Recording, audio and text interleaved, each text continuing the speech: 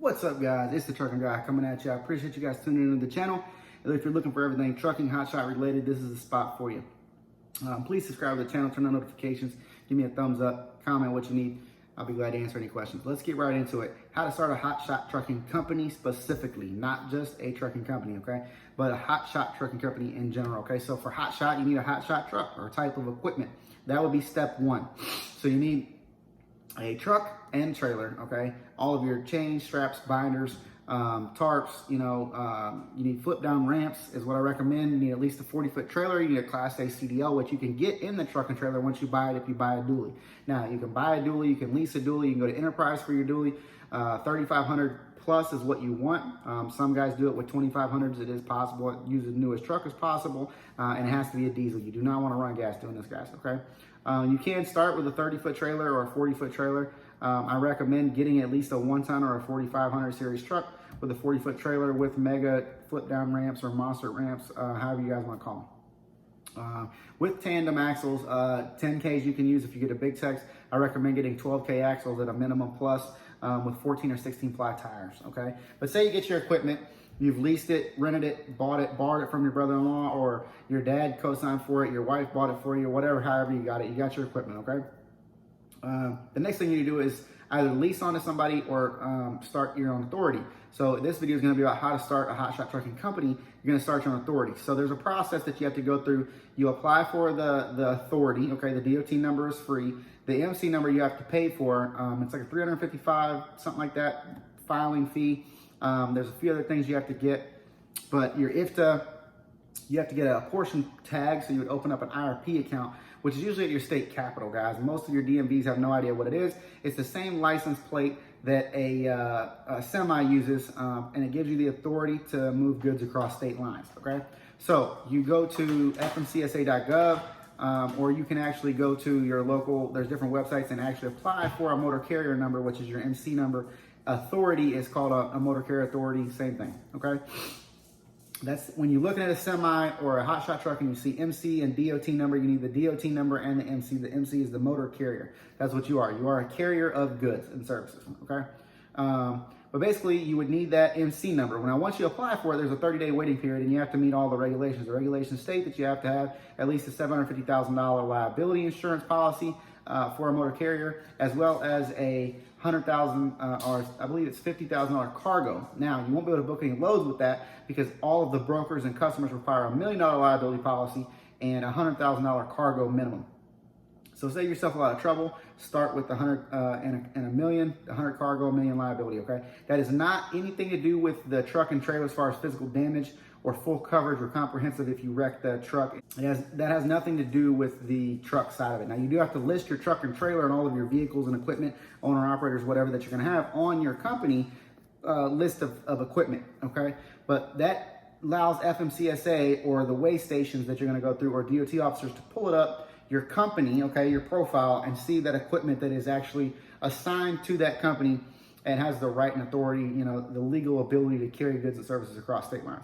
So you got your equipment, you've applied for your MC number. Now, one of the things you don't want to do because you have a 30-day waiting period, and it could contingently go into 60 days if you made a mistake or a clerical error on the paperwork, right? So you want to make sure you're doing it right, really watch some videos, study that, or hire somebody to do it for you. You can get it done for like $500-ish to file your authority for you, or you can do it if you kind of go through the processes and figure out how to do it yourself or watch videos and content. So you're filing for your authority. Do not get your insurance at the day you file for your MC. Because of that 30-day period, you're going to put $3,500 down or whatever on the insurance policy. They finance it out over 10 months with premiums paid monthly, right? So if you're paying $2,000 a month, hypothetically, that's what most people are paying for new MCs or new authority or new companies. The minute you file your MC, you have to have the insurance to go active, right? So you don't want to have to put $3,500 down, wait 30 days, and the minute you're going to go hit the road, a payment is due on your insurance for $2,000, okay?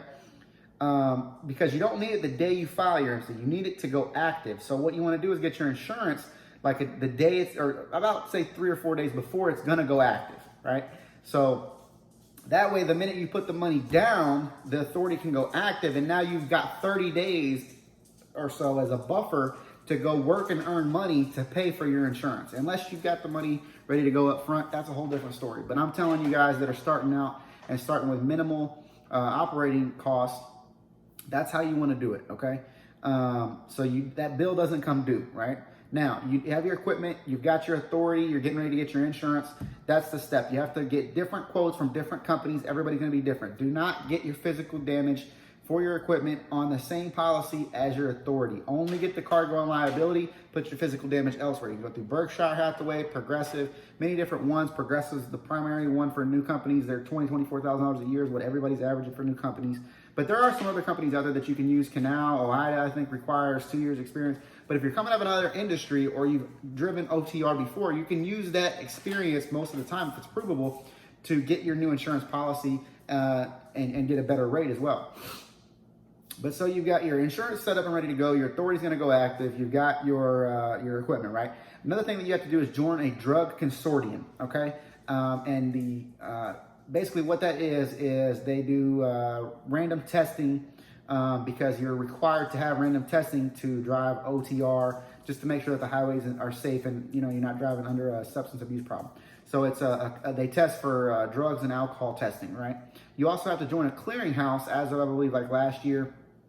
And there's a whole lot more into that just side of it. But I'm telling you what you have to do. You have to join a drug consortium. Now, OIDA has them. There's more private ones that are a lot cheaper. You can go to a safety company. You can Google basically, drug consortium. So you join the drug consortium, guys, and you pay usually a monthly fee or a yearly fee, and they would put you in a pool to randomly be pulled for a drug test, right? So that's one of the things that you have to do is join a drug and alcohol consortium, all right? And a clearinghouse. Go more in depth to say that I'm just telling you kind of a generalization of what you got to do. The second thing you have to do is get an annual DOT inspection done on your equipment, your truck and trailer, okay? So you can go to a Love's Pilot Flyj, a Freightliner, a utility, trailer place, your local mechanic that, if he's approved to do them. Some towing facilities are approved to do them, many different places, right? And what they're going to do is they're going to check all the lights, the brakes, mud flaps, yada, yada, your safety equipment, fire extinguisher, different things to make sure that your truck is fit to be on the road for DOT purposes, right?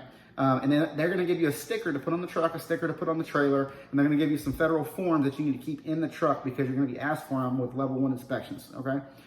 So that is one of the steps that you have to do before you can actually get put to work, because you're going to go through a new entry audit as soon as you get your authority within about 90 days, usually within your first year, but it's supposed to be within 90 days-ish to 120 days. You're going to get a new entry audit. So they may come to your house, they may come to your office, or they may not. They may do it all online. Everybody's different. Every state is different. Every officer that it's assigned to is different. Sometimes they sub it out to an independent company. It's not necessarily done by a DOT officer.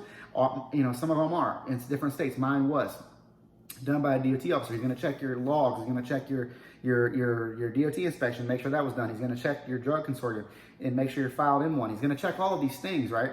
So you want to have them in place, okay? So you've joined you got your MC going, you got your insurance getting ready to happen, you got your equipment, you did your DOT inspection, you've got your drug consortium thing filled out and ready to roll. You've done your DOT inspections. Now the next thing is your ELD. You have to have an electronic logging device in the truck.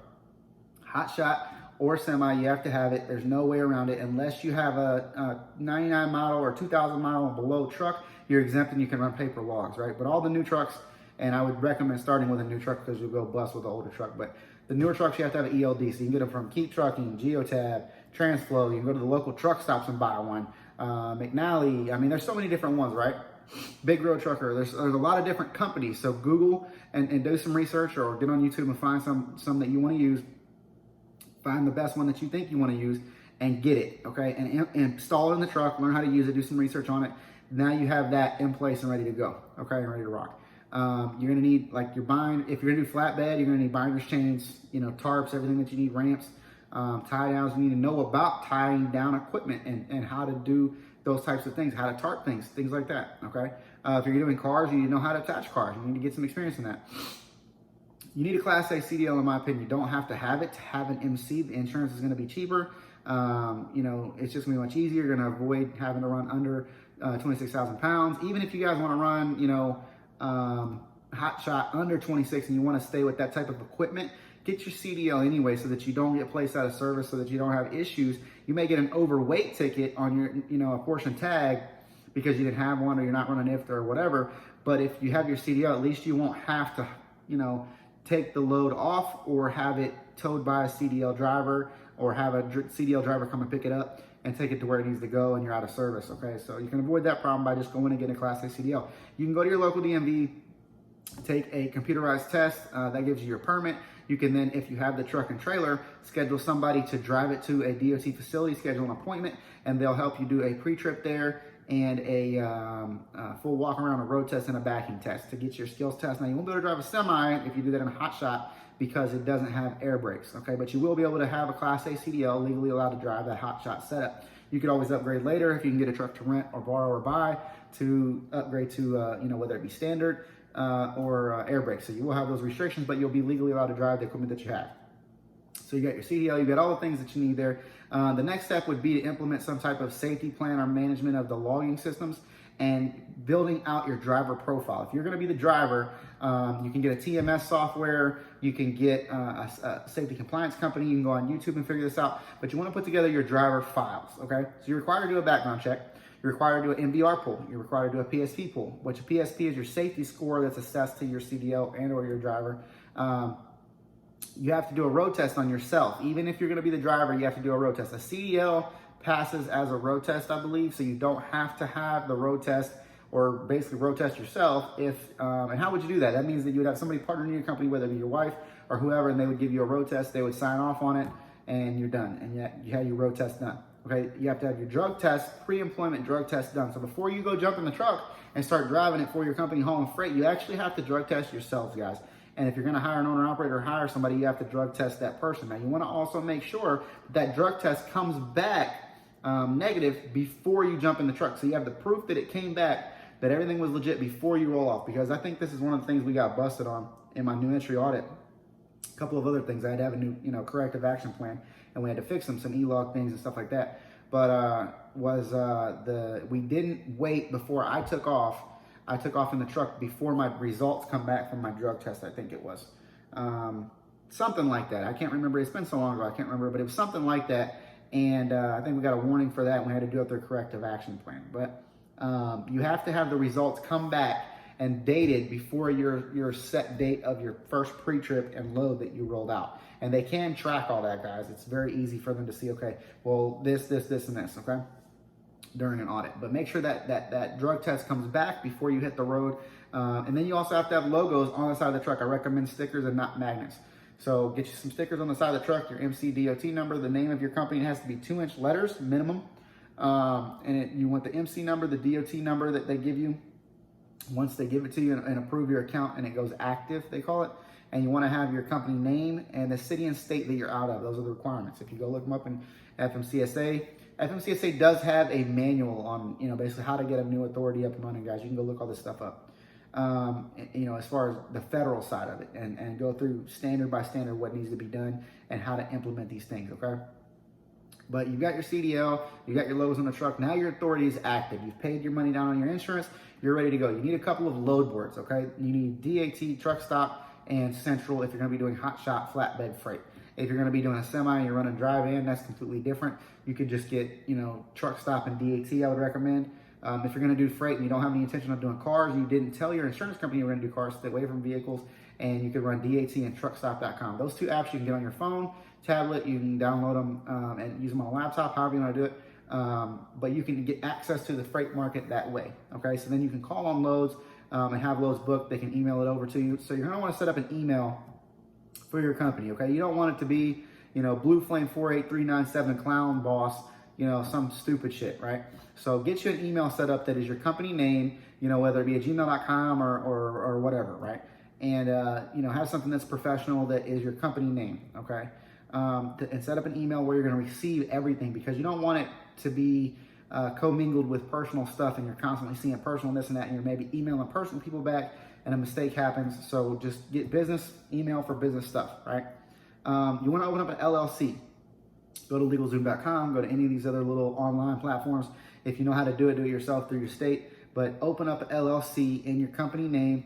That way you push off any issues you may have. It defends your credit. It defends yourself if there's ever garnishments. If you have an accident, kill somebody, you've got your personal assets separated from your business assets, okay? And then you can file taxes, all the benefits, right? So open up an LLC, then you need to open up a bank account, okay? Along with the bank account, you need Cash App, Venmo. If you're running cars, especially on Central Dispatch, you need Cash App, Venmo, Zelle, all the different ones, right? There's I'd say, I don't know, 5 or 6. You need to be able to know how to do a wire. You need to be able to accept credit cards, because if you're going to have customers or deal with cars and things like that, a lot of that stuff, especially with small dealerships, different things, it's paid through Zelle, Cash App, Venmo.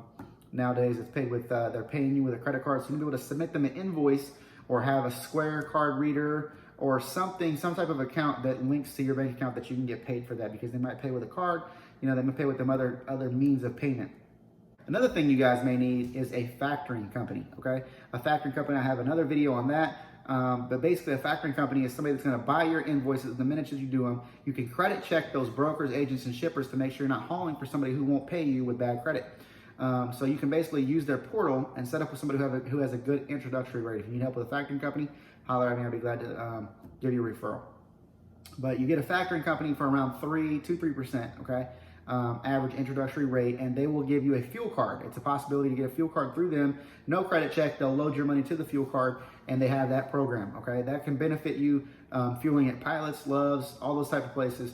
And you can use the money that they pay you from your loads, or even get it. Some offer advances. They'll give you a 50% fuel advance. I think like Triumph Business Capital does that, but they'll give you a 50% fuel advance on the load once you pick up the load and provide a rate con, and it's on your trailer, and you can provide proof that you have the load. They'll give you a 50% fuel advance to go get fuel to get rolling, okay? So if you set up with a factoring company, you do have to sign usually a 1-year contract, and they're very tough to get out of. So you want to make sure you do your diligence on who you want to go with, and that's who you're going to go with and stick with, because you're probably going to be with them for the life of your business. But once you have the factoring company set up, then you can also factor all loads. Try to get with a company that you don't have to factor everything. You can factor some, factor not some.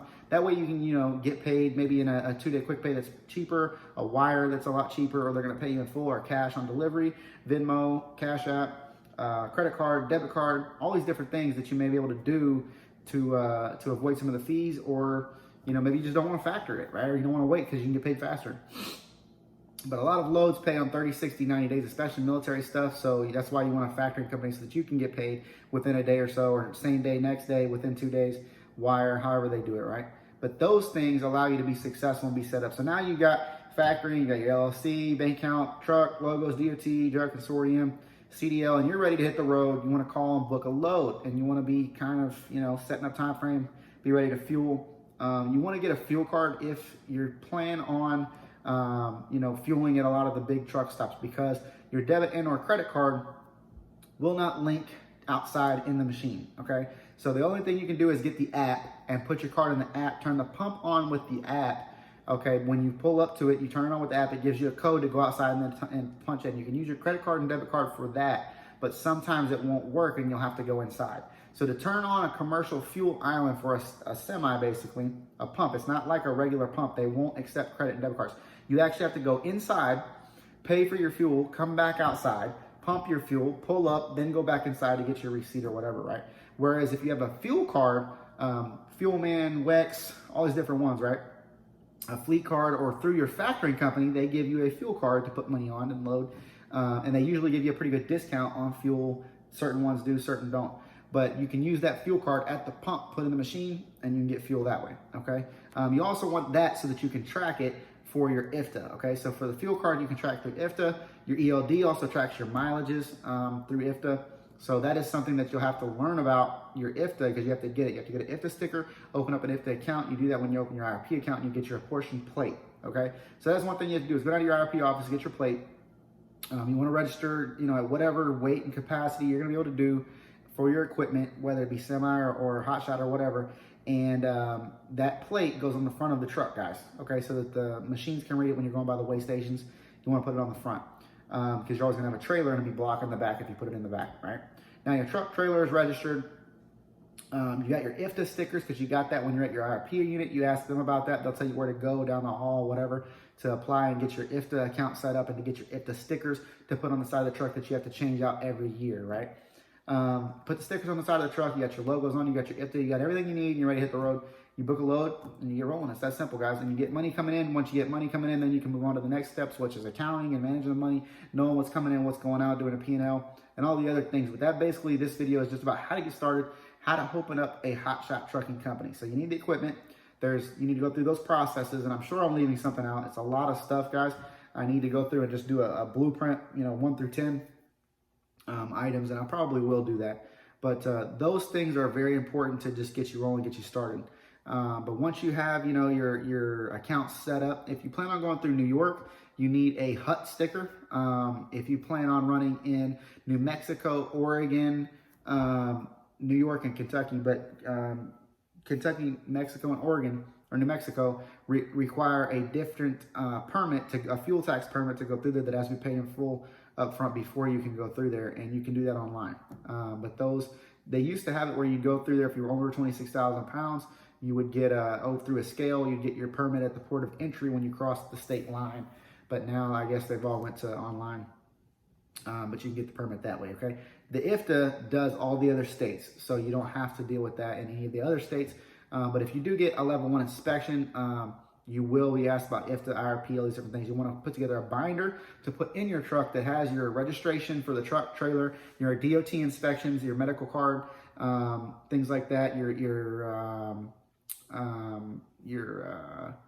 IFTA license that they'll give you a copy of for your whole company, and different things like that you want to put in that binder. I did another video on that, and there's probably other people that have done videos on that, so kind of dive more into that realm of it, as well as the consortium, the safety, and the ELD. Go into each one of these points and do more research in depth. I'm just giving you a generalization.